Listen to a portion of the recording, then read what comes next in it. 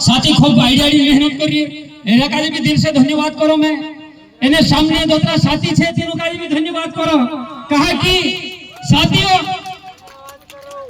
आमो एना देश में सबसे ज्यादा खून का जे पानी बनावी अनाज पकाड़ी पूरा देश का जे खवाने मानसे छे साथी। तो एक दाड़ा में भूखना रह सुधी मर ले जाजे ये एक नाश्ता करता पूरा अनुशासन खत्म कर देता। हम 10 दाड़ा तो कभी उपास रह सकता 9 दाड़ा तो उपास रहते हमरा मानसे।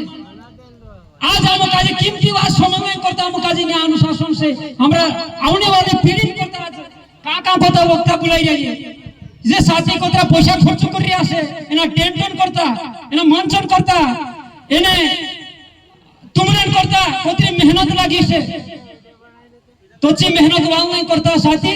आज देश भर में 9 विश्व आदिवासी 9 दिवस मनाई रहा नाचने करता लाखों हजारों मानस जाई रहा बाकोन आज हम सरकार नीति शिकार होने बाज रही साथी।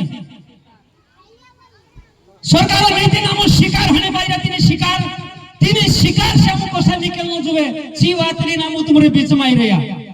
तो मैं हमें एक थोड़ा घना ढेर का साथी था मैं एक भीतर एक गाना गावी अगर गाना